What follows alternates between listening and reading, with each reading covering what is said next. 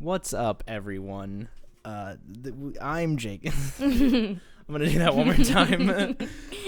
What's up, everyone? I'm Jacob. I'm Monique. We're the Raiders of the Popcorn Bucket. That's our stupid little name here. Yeah. So today we're talking about some shitty horror remakes, probably. Hell yeah. So we just watched the new Grudge movie, and it was not good. In fact, I would say that it's real bad, which I kind of predicted for a horror movie coming out in January, and also didn't look good, but... What made it not look good to you? Oh, I just meant, like, the trailers didn't look good, but as far as the actual movie... Well, first off, I had never seen any of the Grudge movies. Same. So we watched the original Japanese version, Ju-on the Grudge, and then we watched the original American version... with Sarah Michelle Gellar. Is that her name? Oh, maybe. Buffy the Vampire Slayer. Yeah. Yeah. So we watched both of those in kind of preparation for this one because we'd never seen them. And I don't really understand the appeal, I guess. The original Japanese one is far and away the best, but I feel like to so many people, it is one of these like classic like Japanese horror movies, and I didn't think it was bad, but I didn't think it was that great at the same time. The most interesting thing about it to me was like the story structure of the way it's showing these different people who have entered the house, like what happens to them. So that was For the new one? No, for the Japanese one.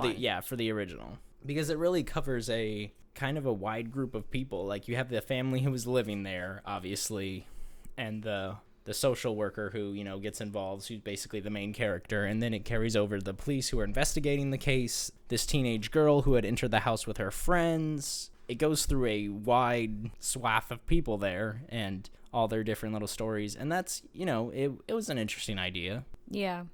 And then the original American one tries to do basically the same thing. It felt very, very similar. But also not nearly as interesting and really boring, and I almost fell asleep at one point. Wasn't it directed by the same person, the guy who made the story? It was, yeah. Which isn't an unheard of thing. Michael Haneke, he directed this foreign horror movie called Funny Games, and then he directed the American remake, which was like 8 years later. But in this case, I don't know what the point was. They kind of took away some of the stories and then focused more on like the main character, the caseworker, Sarah Michelle Gellar's character, and they tried to make it more about like the mystery of how this all started, but I feel like it wasn't interesting enough to carry the story forward, and it was just kind of boring.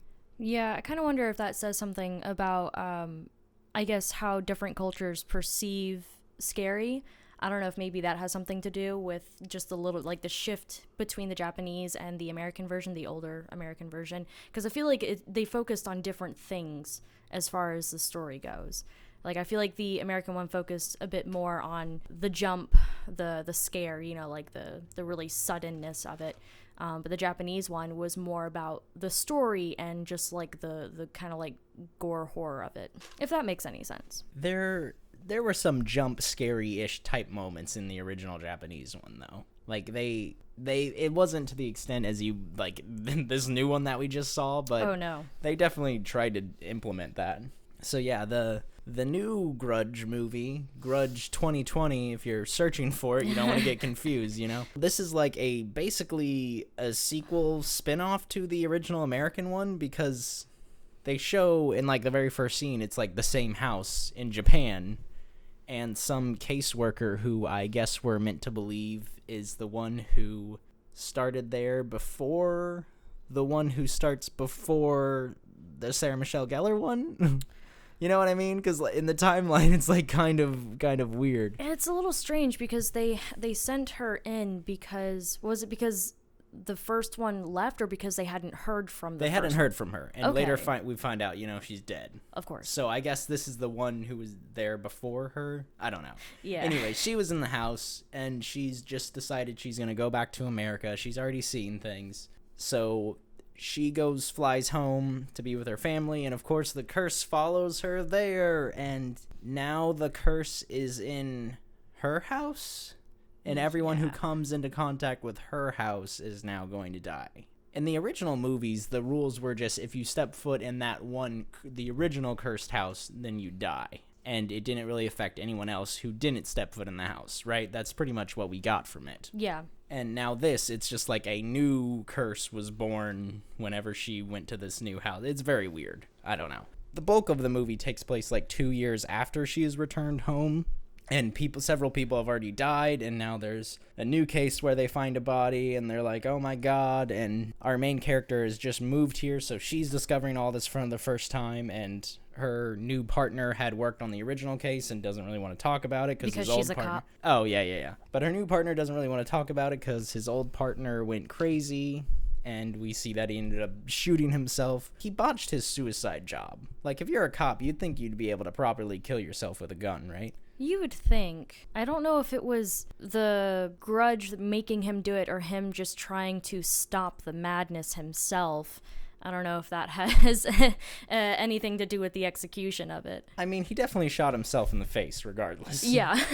In his story, I thought was actually probably the most interesting aspect of the movie because he's seeing all these images now because he stepped in the house and they're driving him crazy essentially, and he ends up going into a mental institution. But yeah, it's just all the things we've seen in the original ones. There's like a scene where a figure is like poking up out of a tub. There's like the scene where someone's taking a shower and the fingers are like coming out of the back of their head. Yeah. There's a bunch of jump scares, which is just annoying more than anything. Which got me 100%. They were effective ones, I'll give them that, but it's so cheap and lame. There's nothing like underneath it that's actually scary. And they have so many horror tropes, like I'm just gonna start spoiling this movie. Oh, we've been spoiling it the whole time. I guess. Like, they do the very final jump scare where you think everything's safe and then the monster comes back. It's like Scream pointed these things out like 25 years ago, and movies are still doing these stupid cliches and not even... It'd be different if it was like adding it to it in some way, but it's just, Here it is. I just kind of wonder, like, maybe no one has found a good effective way to do it differently. I don't know, like, everyone's just using the same formula because they know it works. But does it work anymore is the point. I think for a majority of people. But it doesn't make for a good movie. No, and I'm not quite sure how many people go to a scary movie for a good movie. I think they just want to be scared, and the jump scares does that.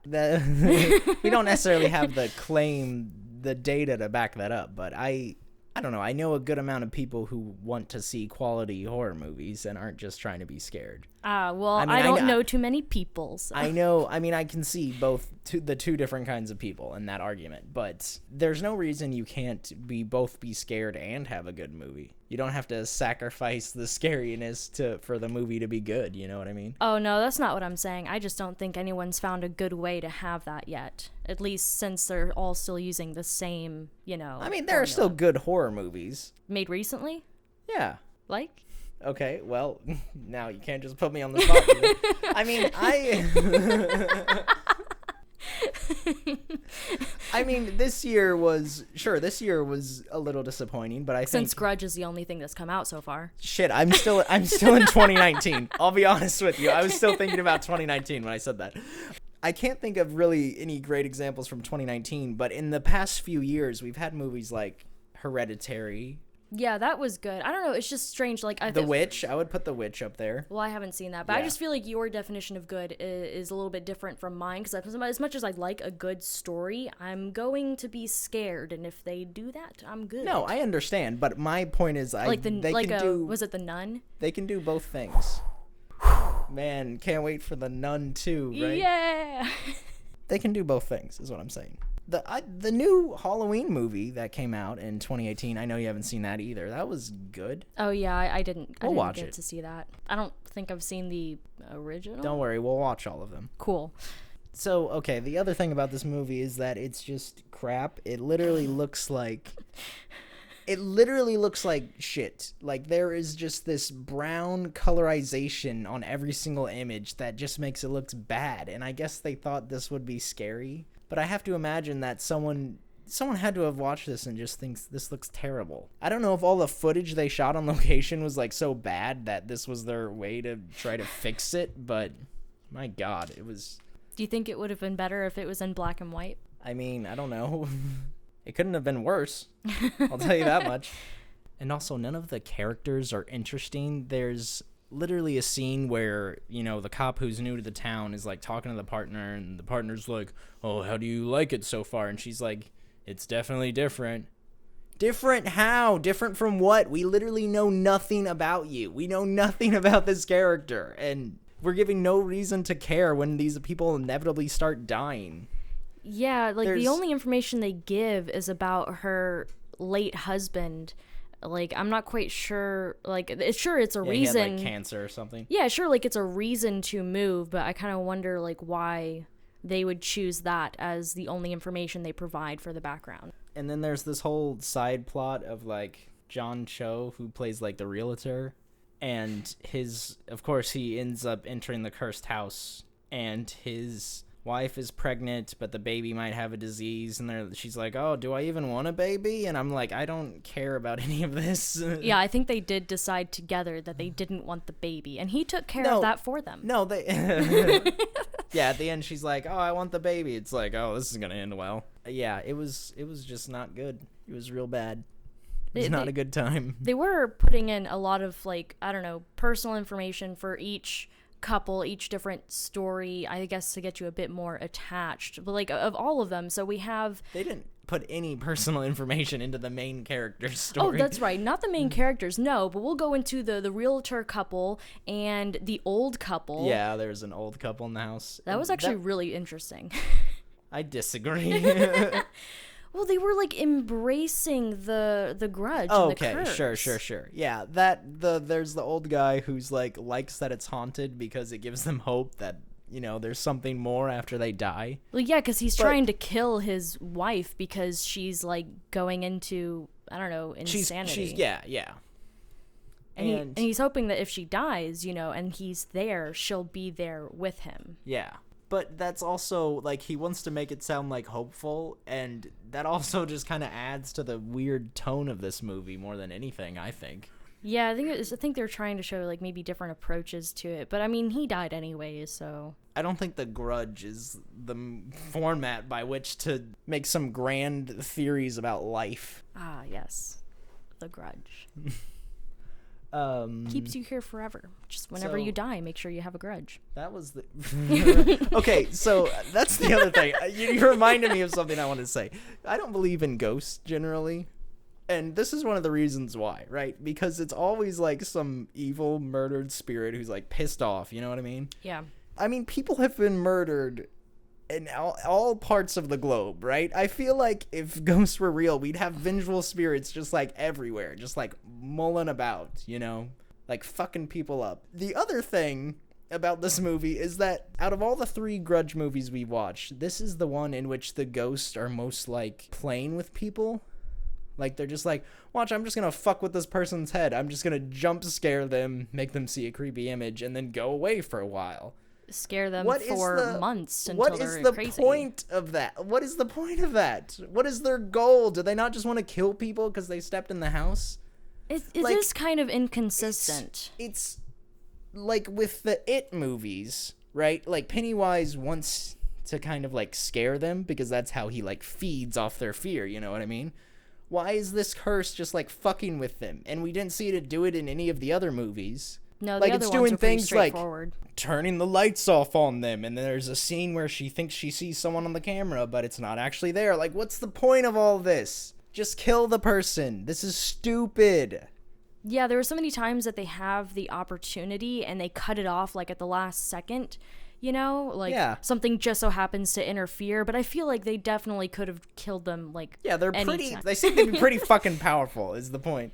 Yeah, it's not like they had to work up to get to that level. And the other thing, too, is what I don't like about these kinds of movies, is that we have no discernible way of defeating the antagonist. And I'll tell you what I mean. In a horror movie, to me, I think that it's most effective whenever there's, like, an incredibly small chance that the people would be able to survive, but there's still just, like, that faint glimmer of hope, you know what I mean? Yeah. In something like Alien, theoretically, they could kill the alien, but it's very difficult because, you know, they're not soldiers. They're just like these blue-collar workers. They're in this confined space. John Carpenter's The Thing, same thing. If they identify who the alien is, they could theoretically kill it. The Exorcist, like, if the two priests were able to, like, get the demon out of the little girl, you know, there's, like, some sort of goal that we know could work. As far as the Grudge movies goes, there's a scene in every movie in which someone tries to burn down the house, but how do we know that would work? And they do it in this movie, and then it doesn't work. So, like, there's no possible way they have of defeating this curse. And that's just kind of stupid to me. Yeah, and with the evidence that was the investigator did whenever he was searching into the background, and he was the one this is how they provide the information of it possibly coming from Japan, was because the cop did like some background research and was like calling around looking into past murders and stuff. So he provides the theory that it traveled from one house to another, and the cop, the main person, she comes across the information going through his files, so I don't know why she didn't think that burning the house wouldn't work, because she knows that it traveled from somewhere else. Also, at this rate, the Grudge is just going to kill every person in the world eventually, right? Yeah. Oh, absolutely. Unless we were somehow to quarantine every single house it's been to. I don't know. It's just stupid, the logic of these movies. It is. And even though it had the stereotypical ending, I actually kind of liked it. I don't know why I like that little boy so much. Like, he seemed to be my favorite character, and he had maybe like 5 lines. And half of them were like, what do we do when we're scared? We count to 5. Close our eyes and count. Okay, by the way, the fucking main character takes her son to the cursed house at night when she's going to burn it down. Mm-hmm. Why would you not just leave him at home or drop him off with somebody? Right? And then she's burning the house down, and then we see the little boy, and he's like, Mom, why are you burning the house down? It's, like, pretty obvious it's, like, the spirit, you know what I mean? Yeah. But it'd be great if she, like, set fire to the house, and then we find out that was her actual son. Oh, no. Amazing with that. That would have been a fucking... There's your fucking twist ending for you right there. Oh, like, the boom. guilt. There's your dark ending, you know? Then we see her, like, in an insane asylum, and the... you know, spirits are still tormenting her, and she also murdered her child. Boom, there you go. That's how you end it. Well, there's no way that they can spin off of that, surely. They need the ending that they've provided. No, see, then the little boy comes back. Mama, why did you kill me? Anyways, yeah. Oh, do you give this movie your seal of approval, Monique? Oh, that's a little difficult. Is it? Is it difficult? Well, it scared me. It did scare me. Oh, it scared me too, man. Never thought it would end, you know? No, I still find entertainment even in the shittiest of things. Oh, yeah, like, it's entertaining. I mean, I'm on the edge of my seat, or actually, I'm like, in the back of my seat. You were, like, curled up. Yeah, you were curled up at one point in the movie theater. Yeah, I mean, I guess I have to give it my seal of approval because it had... Oh, no, you do not have to. It had a goal, and its goal was to scare me, and I feel like they succeeded. I feel like they did achieve what they set out to do. Like, the storyline is just used with some alterations, and it definitely should matter more than what I think it does, but the reason why I go to scary movies, you know, the story doesn't have to matter too much to me just because I need it to scare me. Sure. Yeah. This movie gets actually a -1 seal of approval from me, just so I can wipe out yours. A 0 seal. No seal of approval. It's a bad movie. All right. Well, that was our thoughts on The Grudge, some of the movies, the new one, and some of the other ones. And that's it. That's all we have for you today. That's it. All right. Bye. Bye.